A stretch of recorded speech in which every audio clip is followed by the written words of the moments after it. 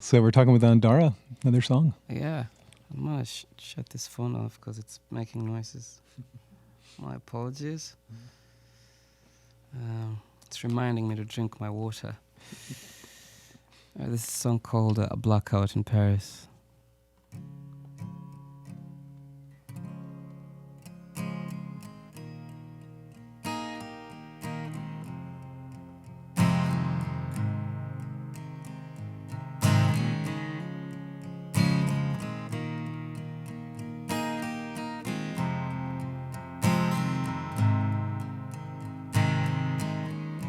Growing fond of the omen,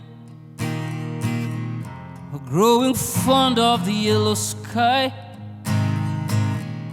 growing fond of the moment, growing fond of the smell of blood. Are you new in the city? Haven't you heard the plague's coming around? There was one and then many,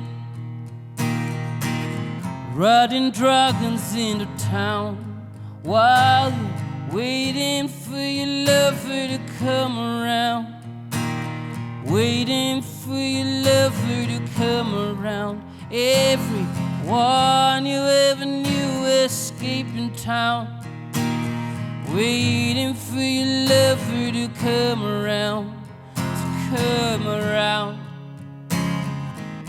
to come around.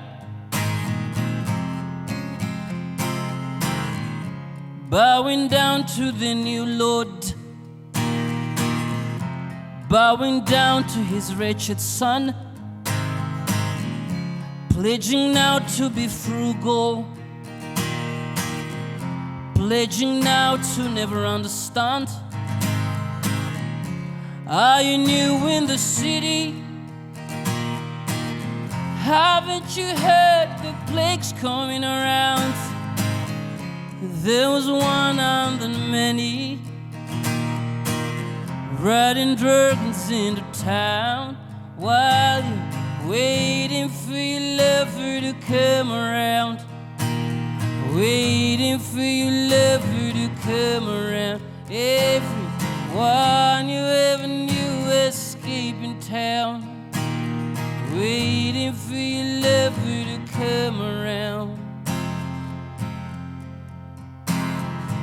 Send me a message from the desert.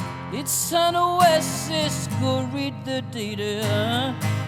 All of the masses have departed. What was the muck is gone, it's gone.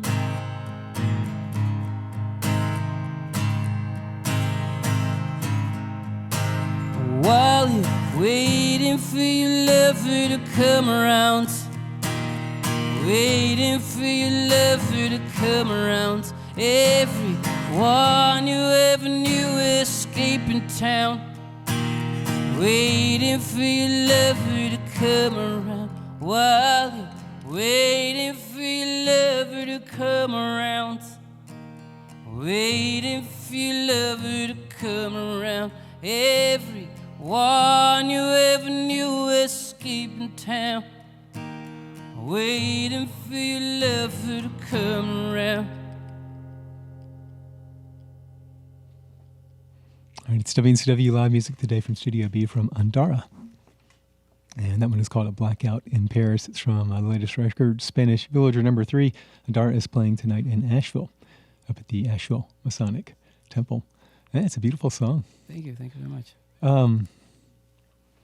Sort of, I don't know, loneliness, alienation, shuffling from place to place. Would those be some of the ideas going on? Yes, I suppose so. I mean, I wrote that when someone gifted me this book, The Alchemist. Oh, yeah. And I read it on a flight, and then as soon as I finished reading it, I wrote that song in about 5 minutes. Wow. So I'm not sure. I think they're connected somehow, but I'm not sure how exactly. I think if someone's listening and knows the book really well and can analyze the song and tell me what I was drawing, but it's definitely directly inspired by that book in some fashion.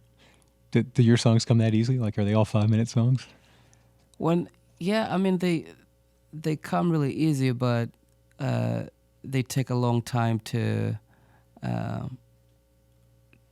become a song. You know, you could spend your whole life living a song and then write it in 5 minutes. But, you know, that's just, you didn't write it in 5 minutes. Right. You wrote it in 20 years. So it's just been sort of in there building and waiting to find you've an been outlet. living it, experiencing it, and then at some point it comes to you as a formed thing.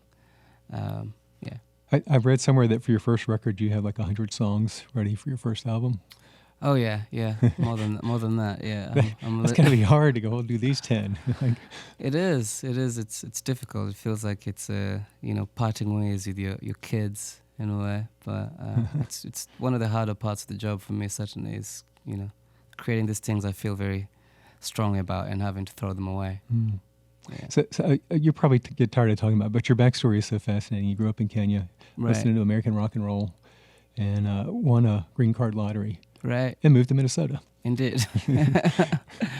Yeah. Just another one of those guys. Yes. just another of those guys. Yeah, I suppose just traveling through the whims of of fate and the universe. I feel like I'm being pulled towards something. I always felt drawn to this place when I was a kid, but I didn't know I'd end up here because I didn't know there was a way to end up here. And then the lottery happened, and like, what are the odds of that? That's got to be. Yeah, it's pretty slim. It's lottery. I think millions of people apply for it. So. And you chose Minnesota because. Because I was fascinated by Dylan at the time. I think I was on some sort of Dylan pilgrimage, you could say. Bob Dylan's home. Right. And I read you went there in the wintertime. Yeah. And there was just nothing but cold. Which wasn't fun. It wasn't fun, but I'm a romantic and adventurous that way. I think Dylan probably had that streak with him as well. Just going to New York to see Guthrie and all that. Have you met him, or has he heard your music? Do you know anything about that? I have no clue. No, I don't know. I haven't met him. But, yeah. I wondered about your singing voice, because even the first time I heard it, it was just startling. And I wonder, not just your voice, but your phrasing and your intonation and then just your presentation. Was that easy for you? Did it take a long time to cultivate that? Probably, but not consciously. I think when I started doing what I'm doing, I just did it. I wasn't thinking about it. I wasn't trying to develop it into anything. Mm-hmm. I was just sort of landed in America, and then I had to pay rent and figure things out. So it's like, okay, however this is going to happen is how it's going to happen. Let's go. And you taught yourself guitar to right. So you could accompany your voice. Yeah, exactly. Yeah. It's a cool story. Thank you. Yeah. Right, what's going forward? What do you see? Well, a new record that I'm working on, out of London mostly, and so I'm excited to finish that up. I think it's a different direction in my career. I suddenly feel I'm at that place where I want to challenge myself even more and take things to, raise my consciousness, so to speak. And so I'm excited to present that in the form of a record. Yeah. In terms of the songwriting, or in terms of the production and the sound of the music, or both? I think in a general sense, in terms of the energy of what I'm trying to get out there. Not much the sonic landscape or the literature in it, but just the general energy of it and the vibe in a general sense. Yeah. I sometimes listen to your music and I think I should find anger in there, but I don't. Is there much? Anger? Yeah. I mean, there's probably